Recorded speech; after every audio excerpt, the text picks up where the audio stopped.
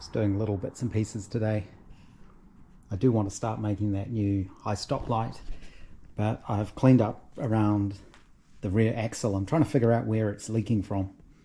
I may end up having to take it apart. That's going to be a pain in the neck because you have to take the wheels off and the brakes off and then pull the torque tube off the front end.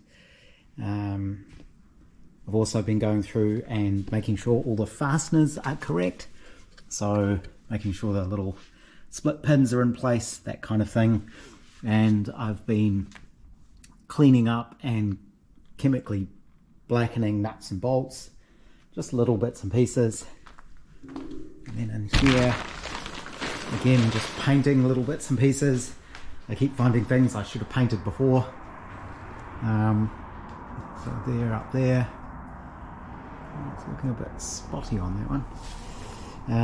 Chassis looks really good. Paint is drying. It's dry to the touch now.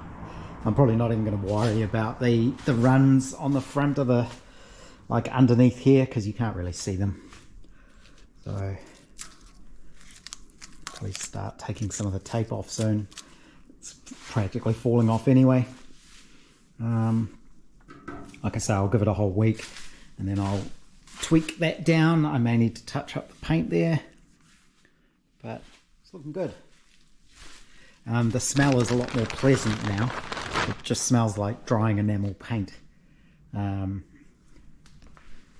rather than solvents everywhere.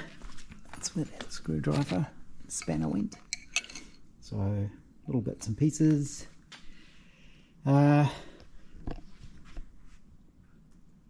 Maybe it stopped dripping now. I'm not sure.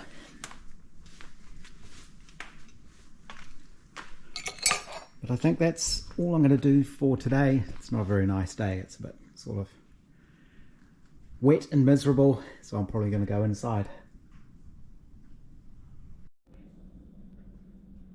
Tonight, after work, a few more little bits and pieces. I figured out where it was leaking, the rear axle. Last night I cleaned everything off and then came out again tonight to see where the drips were coming from. It's these bottom three studs. All three of them were leaking, and I think it's coming up the threads. So what I ended up doing is taking the nuts off. I've got a fiber washer, then a flat washer, then a spring washer, and then I've used Permatex on the threads, Permatex thread sealer. Hopefully that seals it up. If not, I'd have to take the whole thing apart and have another look at it. But I think it's because the studs go through into the casing, so they're not blind holes, so it can leak through the studs. So we'll see if that helps. I'm guessing this way it can leak up the stud, but it's not going to drip around where the spring washer is. I think that's what was letting it leak through, the spring washer, because it has a split in it.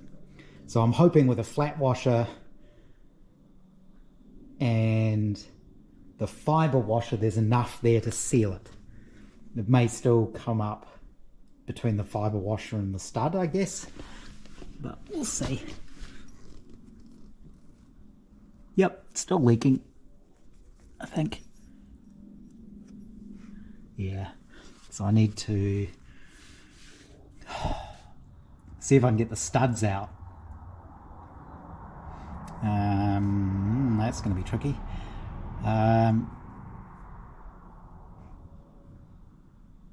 So I would need to, if I tip this up on its end, at least so all the oil's in the back of the housing, and I guess if I try to lock, there's only enough thread for one nut, but if I make some little half nuts, maybe I can lock two nuts together and undo the studs and then put them back in with some sealant, something like that. I'll see how bad that leak really is, and remove the tape off things, which is good. And I've bolted the engine mounts back in place and then touched up the paint around those. The front one, or the offside one, is also the steering box mount, so that's in there. And maybe I might tomorrow maybe bolt on some of these other bits and pieces. I could have done that tonight actually, now I think about it.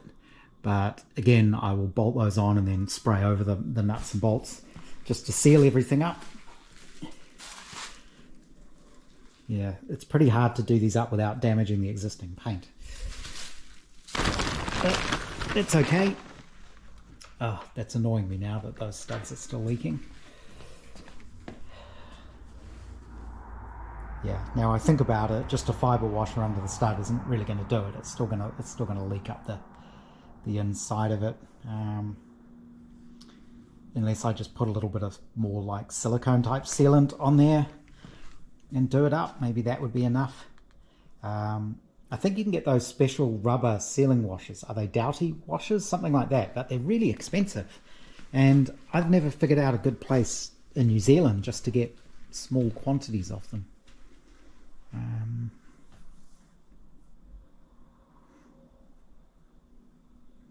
Yeah, maybe a little bit more of the Permatex would do it. This is the stuff I'm using.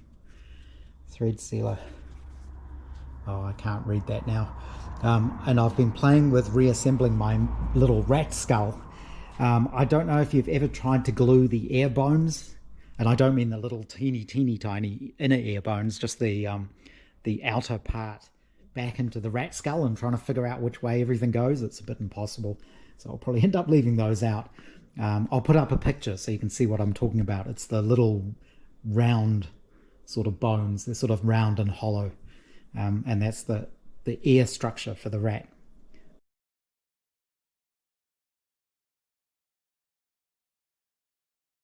So I'll probably just leave those out and just glue the jaw bones back on. Yeah, I wonder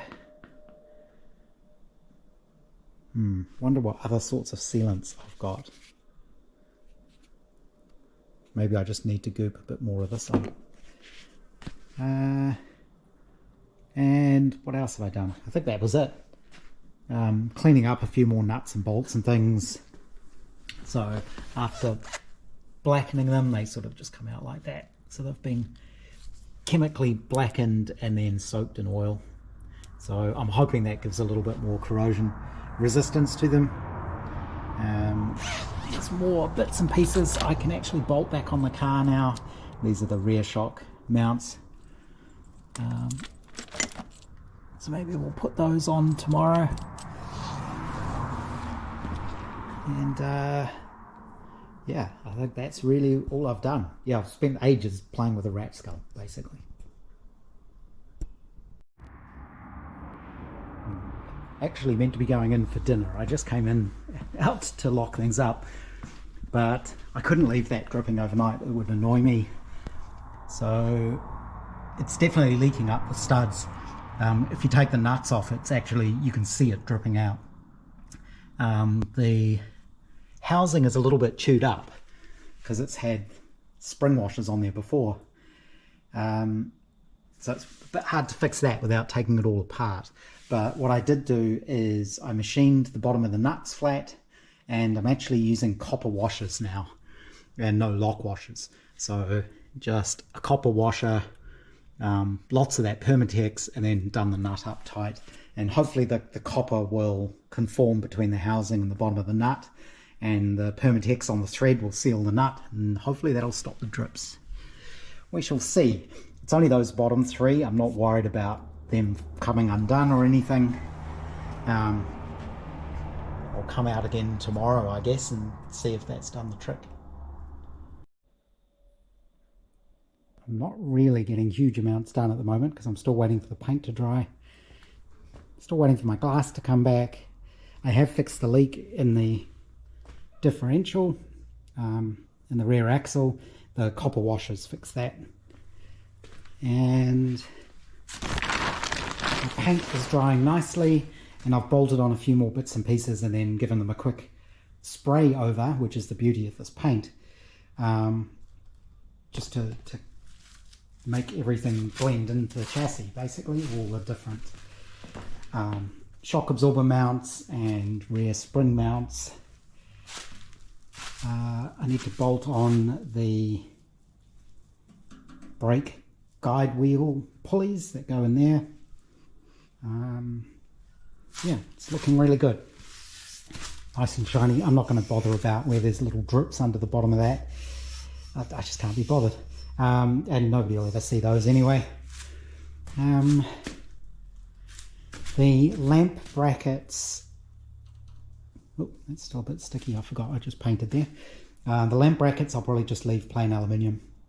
I don't know, because I would need to etch prime those before I paint them. That's these bits. Maybe I will. Yeah, I'm not sure. This is the brake pulley thing. Goes in the middle of the chassis. Somewhere around here I should have the hoops that go, I think they're attached to the shocks still. So they bolt onto there. I think I mentioned when I was taking everything apart, because of the way the rear shocks are attached, there's one pin that goes that way and one that goes that way, which means you can't slide them off. You have to take the plate off, and then you could pull the whole thing off. So I've been cleaning up a few nuts and bolts and bits and pieces. I haven't heard from the certifier about the fuel valve, but I have found somewhere in New Zealand I can buy one online. So if he doesn't have that, I'll be able to buy one. They're not cheap. It's one of these things where it's like $20 in the US, and here it's like I think it's 70 New Zealand, something like that. And the other thing I did today is fix the calipers on the trailer, so they're all back in now with new shoes, but the master cylinder is no good, so I've pulled that off. I'm just having a clean up because I'm in town tomorrow, and then I'm away Friday this weekend and all of next week. So I'm just trying to leave things in a fairly tidy state. But here's the master cylinder. The piston in there is just completely jammed up. I managed to push it down the bore, but now I can't get it back out. There's nothing to pull on. It should move freely. I've sealed the top and put compressed air down it. Nothing shifts it. So it's probably due a new one. There is a bridge where it had been sitting as well. It's corroded. So I think that's where we'll leave it. When I get back in a couple of weeks, all the paint should be nice and dry.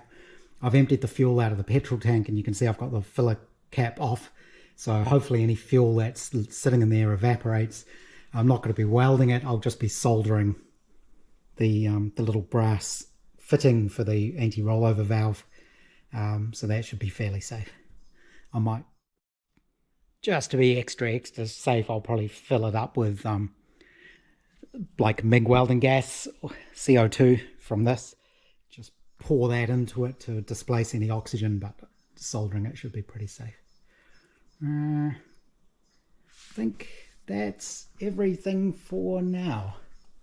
We'll just have to kind of leave it there.